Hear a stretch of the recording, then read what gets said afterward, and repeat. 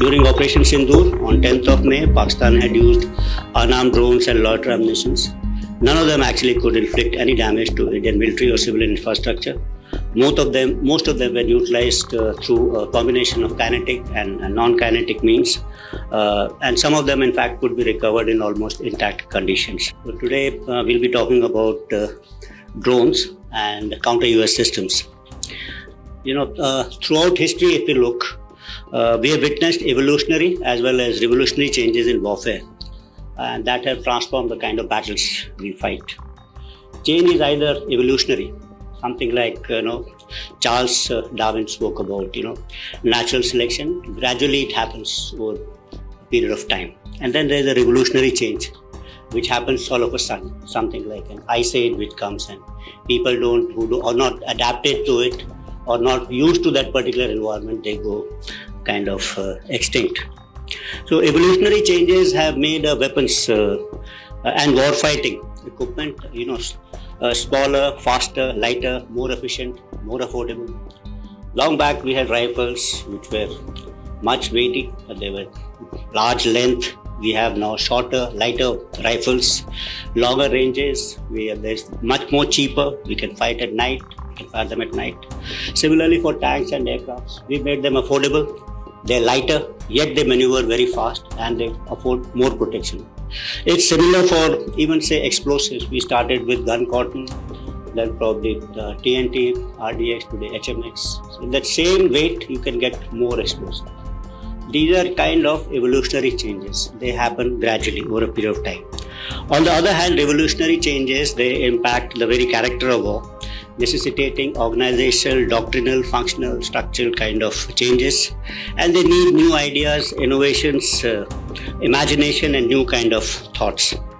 So advances in, say, this all has happened, and this has introduced those three revolutions in military affairs, which I have been talking about in large number of seminars and talks. And first, as generally speak about it, that first revolution in military affairs due to advances in surface mobility and aerial mobility, and that changes the way we used to fight. And second revolution in military affairs was basically due to advances in communication and ICT technology, which again network people, you could take faster decisions.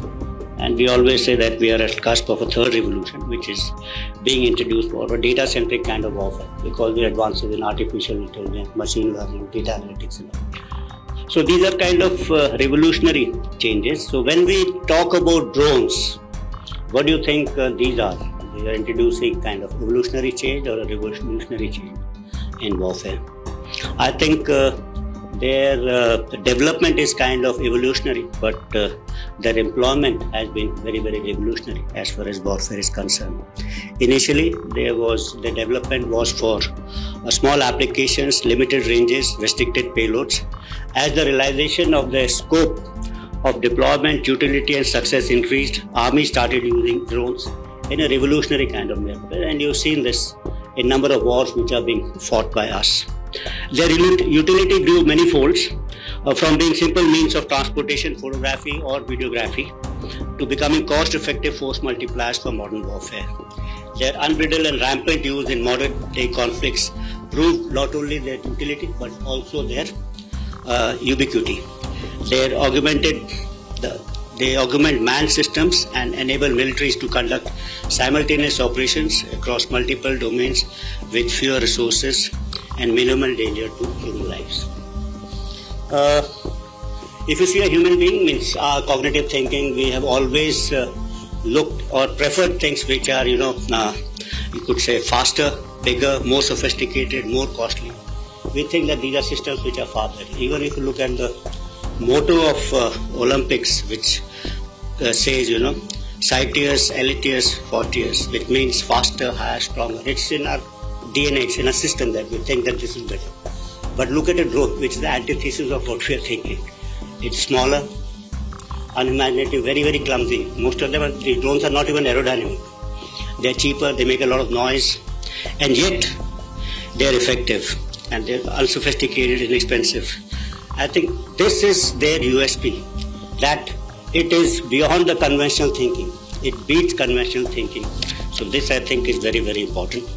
So let's look at unarmed aerial vehicles, that includes drones, from a factual and conceptual viewpoint. Factually, drones are a proven reality. We know that their widespread utility in recent conflicts demonstrate how drones can shift tactical balance disproportionately to their size or price. Factual because the government of applications of US in modern warfare is challenging traditional ideas about air superiority, ground maneuver, and force protection. Swarm tactics, autonomous and intelligent operations, MUMT, asymmetric drone warfare are making large platforms vulnerable and driving militaries to rethink the conceptual aspects of air doctrines, development of a counter US system, and adaptive rules of engagement.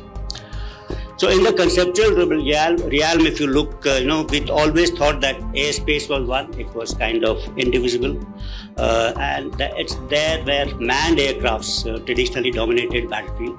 So this used to be there till about 18 kilometers or 60,000 feet or so.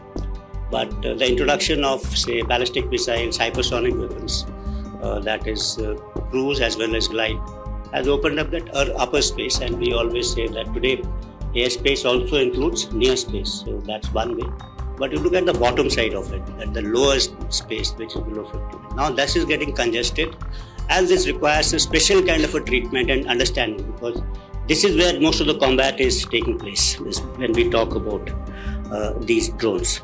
So the need of the hour is to develop capabilities to harness this lower airspace gainfully through utilization of force multipliers like US systems, and at the same time dissuade the adversary from doing so by developing a robust counter US systems.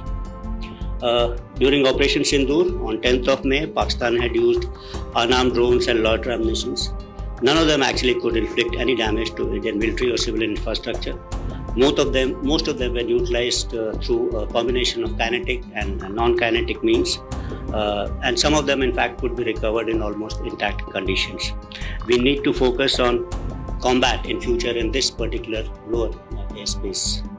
The ability to use LEO satellites for control of USS, enhance communication and navigation services, and increase the range and functionality of drones manifold. Conventional drones that work on principles of line of sight data link are limited in range and capabilities. Let's now talk about counter US system and a counter US grid. As drones and autonomous systems become the choice of weapon for targeting, developing counter US systems to protect our critical infrastructure and military assets assumes importance. Counter US operations are extremely complicated. Detecting, identifying, tracking, and neutralizing drones involves creation of a counter US grid that must be capable of integrating and networking multiple technologies such as radars, sensors, jammers, as well as directed energy weapons. The effectiveness of this architecture will hinge upon seamless coordination and integration across air defense networks, civil aviation regulators, and local command and control structures to avoid gaps, fratricide, and operational blind spots. The modern counter-US system grid is not only about technology, it's about fusing disparate assets into a resilient, adaptive ecosystem that can dynamically respond to the evolving aerial threats in a contested lower airspace. Let's switch on to Atmanirbharta, both this drones and counter-US systems. Operation Sindoor has showed us as to why indigenously developed counter-US systems and counter-US systems built for our terrain and our needs are crucial. We cannot rely on imported niche technology that are crucial for our offensive and defensive missions. We must invent and build and safeguard ourselves.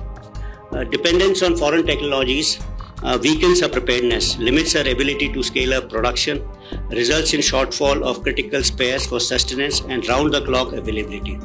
Another important aspect of this capability is that foreign weapons and sensors, their capabilities are known to all, and adversaries can predict our tactics and doctrinal concepts based on the capabilities of this particular system. So you may have today on very modern aircrafts, air-to-air missiles, so say ranges are known to us, so are they known to the adversaries also. And the moment if they are imported, then obviously the adversary can keep out of those ranges and develop tactics accordingly. So this becomes a severe limitation. But if you are developing systems which you own, their capabilities are not known to the enemy, and that may add an element of surprise when actually you're face to face in the initial encounters at least. So when we design, make and innovate at home, we secure our secrets, cut costs, retain the initiative to scale up production and maintain round the clock readiness. Our Honorable Raksha Mantri has rightly said that Atmanirbharta is not a choice, it's part of a duty. In warfare, you cannot win with yesterday's weapon systems in today's warfare. In fact, today's warfare has to be fought with tomorrow's technology. I'm happy to note that this workshop is deliberating on crucial issues for Indianization and improvement in existing US and counter-US capabilities. I would like all of you during the day's deliberation to focus on a few things. First, I think, is increase impetus on defense R&D to deliver next generation of solutions. Then encourage modular, upgradable design so that new technology payloads, AI modules, EW technology can be integrated quickly. Develop standardized open architecture for plug and play modules for effective counter-US, both for kinetic and non-kinetic systems. Fifthly, create counter-US system testbed for startups and DRDO. Sixthly, invest in secure sovereign software stacks for UAV control and anti-jamming. Seventhly, we could focus on stealth and next generation of UAVs. And last and not the least, develop a long-term vision roadmap for swarm drones, drone carriers, MUMT, direct energy weapons, artificial intelligence-powered counter-US systems. Towards the conclusion, I would say that this one-day workshop being organized by the Office of Scientific Advisor to CISC in collaboration with CENJOS is a much-needed steps towards evolving strategy to make India self-reliant and future-ready in counter-US and US technologies. I'm also very happy to note that the exhibition is being organized on the sidelines of this workshop to provide an opportunity to the industries to showcase their products to the users.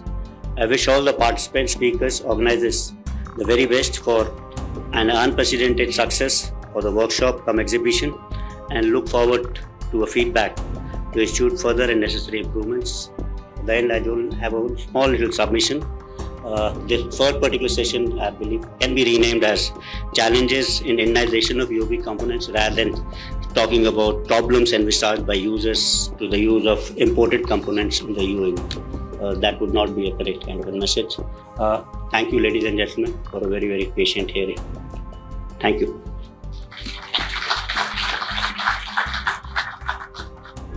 प्रभात खबर.com, विश्वास वही, रफ्तार नहीं।